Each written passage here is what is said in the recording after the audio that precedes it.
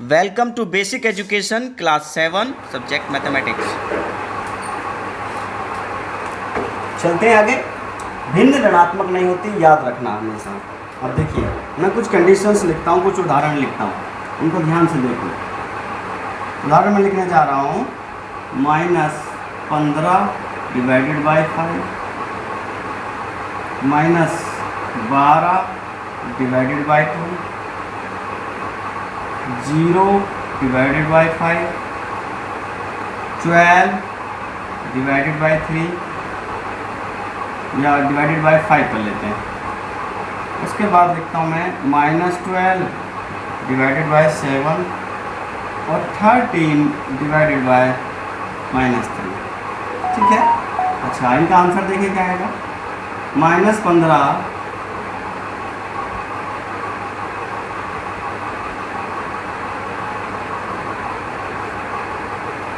ये आ गया आपका -3, ये आ गया -6, ये आ गया आपका 0, ये आ गया आपका 12/5, ये आ गया आपका -12/7, ये आ गया आपका 13/-3। आप जरा ध्यान से देखिए।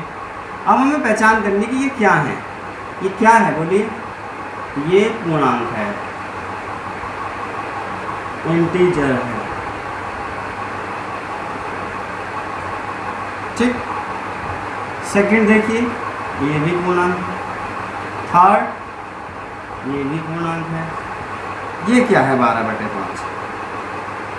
12/5 क्या है? ये भिन्न है, पूर्णांक नहीं है। ये फ्रैक्शन है। ये क्या है ये बताइए। ये -12/7। -12/7 क्या है? ये ना तो पूर्णांक है और ना ही भिन्न, क्योंकि भिन्न ऋणात्मक नहीं होती और पूर्णांक भी नहीं है। ये बताइए, ये भी आपका बेटा ना तो पूर्णांक है ना आपका भिन्न है। ये बात समझ में होगी।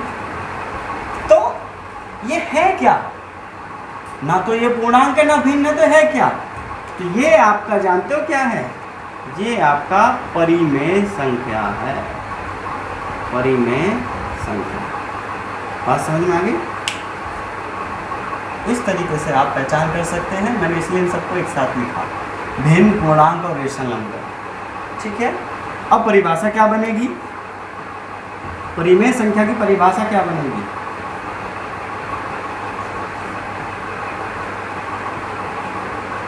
परिमेय संख्या यानी रेशनल नंबर्स की परिभाषा क्या बनेगी? वह संख्या जो P/Q के रूप में लिखी जा सकती है।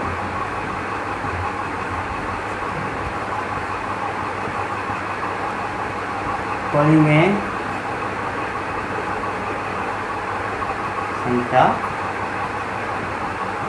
कहलाती है जहां Q ≠ 0, 3/4 -3/5, 6/-8, 3/9 एक्सेट्रा। ये आपकी परिमेय संख्या। 0 नहीं होना चाहिए। 0 भी इसके अंदर उदाहरण है, क्योंकि 0 को हम 0 भी मान लेते हैं।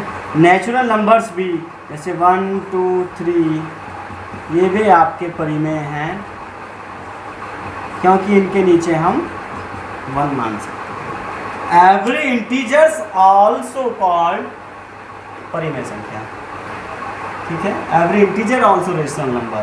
ठीक है, क्योंकि हम उनके नीचे 1 मान लेते हैं डिवाइड में, तो P/Q की फॉर्म हो जाएगी। और P/Q की फॉर्म में बस Q 0 नहीं होना चाहिए। एक पॉइंट और है कि सभी भिन्न, नोट में लिख लेंगे इसे, सभी भिन्न आपकी क्या है? परिमेय संख्या होती है। ये बात आप याद रखेंगे, ठीक है। एक नंबर को हम किस प्रकार लिख समतुल्य सकते हैं? परिमेय जैसे संख्या 1 है, 1 को हम लिख सकते हैं 1/1, ठीक है।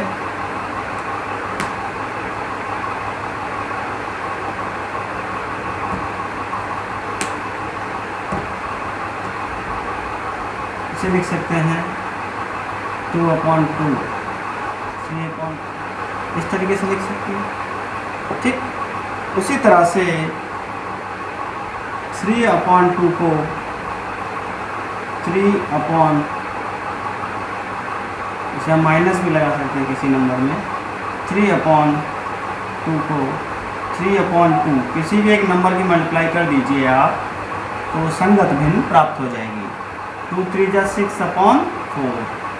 मान लीजिए इस बार आप 3/2 में मल्टीप्लाई कर रहे हैं 3 की, दैट इज 2 3 3 जा 9/6। ये सब क्या है? इक्विवेलेंट फ्रैक्शन है। इक्विवेलेंट मतलब 3/2 इक्वल्स टू हो गया 6/4, 9/6 और मल्टीप्लाई कर लीजिए 4 की, 3 4 जा 12, 2 4 जा 8। ये सब क्या है? Equivalent fraction.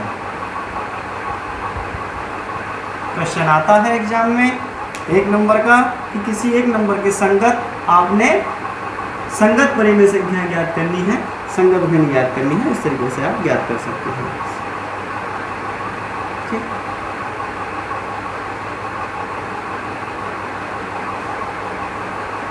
परिमेय संख्याओं को लिखिए जिनके अंश ऋणात्मक पूर्णांक तथा हर धनात्मक पूर्णांक हो। अंश धनात्मक हो और हर ऋणात्मक हो, अंश और दोनों ऋणात्मक हो। यानी कि एक क्वेश्चन पूछता है आपसे कि 3/5 के संगत परिमेय संख्या लिखिए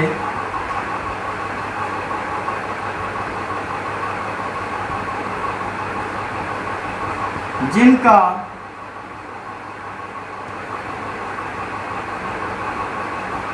हर ऋणात्मक या अंश ऋणात्मक या दोनों ऋणात्मक। तो देखिए बच्चों, संगत भिन्न हम वो लिख रहे हैं जो ये हमसे कह रहा है।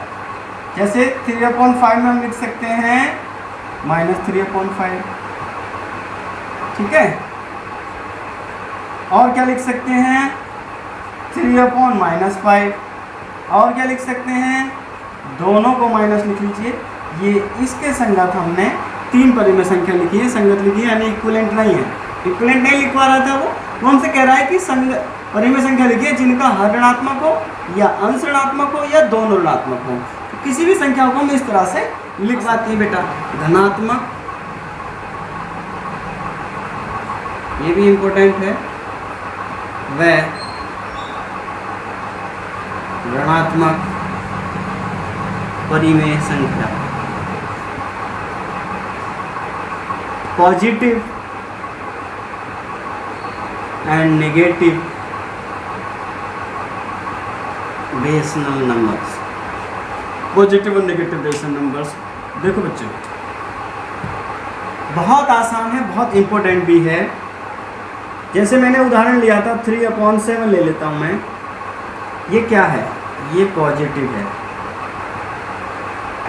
ठीक है। इसके नीचे शायद ना दिख रहा हो, ऊपर आता हूं, यहां देखिए -3/7 करूं या 3/-7 करूं, ये आपका निगेटिव रेशनल नंबर होगा। यहाँ पर एक चीज़ और बताएं कि -3/-7 करूँगा तो भी ये आपका पॉजिटिव ही रहेगा, ठीक है, क्योंकि माइनस से माइनस डिवाइड होगा तो पॉजिटिव। कोई भी नंबर आएगा आप इस तरीके से उसे पॉजिटिव और नेगेटिव बता सकते हैं। या तो दोनों नेगेटिव हो या दोनों पॉजिटिव हो तो पॉजिटिव होगा। कोई भी एक यदि नेगेटिव है तो नेगेटिव रेशनल नंबर होगा, ठीक है। इस तरह से पहचान लेंगे आप। आगे चलते हैं कि सभी, इंपॉर्टेंट पॉइंट है कि सभी भिन्न परिमेय संख्या होती हैं, परंतु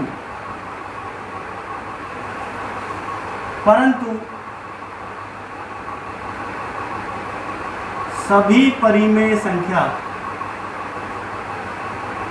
भिन्न नहीं होती। ये बात आप याद रखेंगे, क्योंकि 3/5 भिन्न है, परिमेय भी है, लेकिन -3/5 परिमेय है लेकिन भिन्न नहीं। ठीक है, क्योंकि ये ऋणात्मक है। जैसे परिमेय संख्याओं के दो महत्वपूर्ण प्रगुण,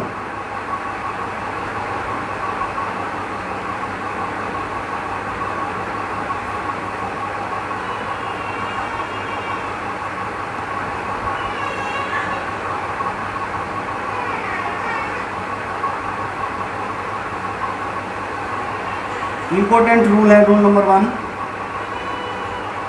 समतुल्यता का प्रगुण।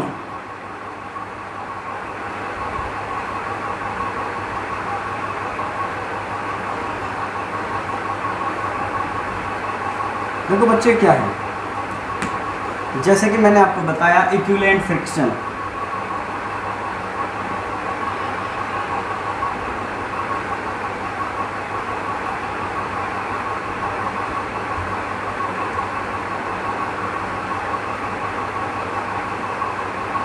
वन अपॉन 2, 2/4, 4/6, 4/8, 8/16, ये सब क्या है? समतुल्य भिन्न हैं। ये पहला गुण है। ठीक, दूसरा गुण क्या है?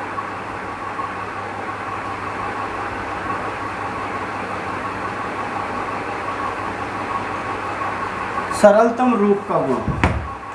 सरलतम रूप,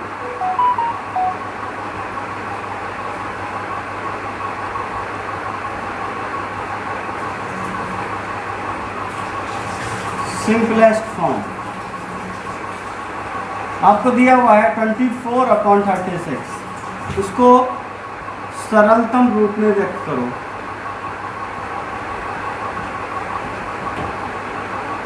सरलतम रूप में क्या लिखेंगे? बहुत आसान तरीका है इसका बेटा, आप HCF लेंगे 24 और 36। दो तरीके हैं, पहला तरीका मैं इधर कर रहा हूँ।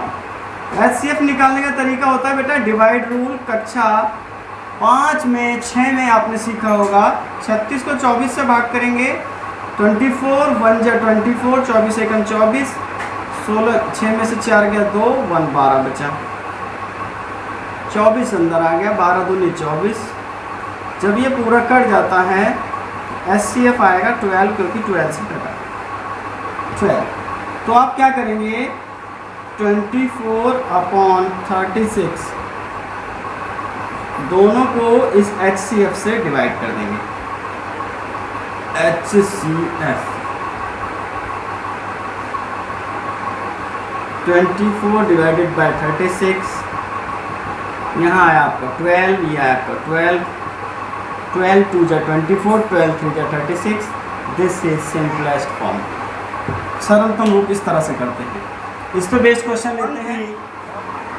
समतुल्यता,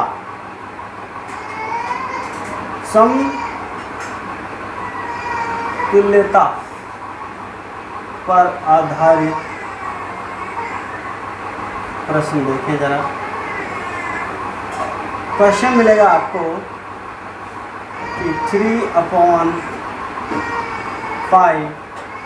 यहाँ कह देगा 25, यहाँ बना देगा बॉक्स।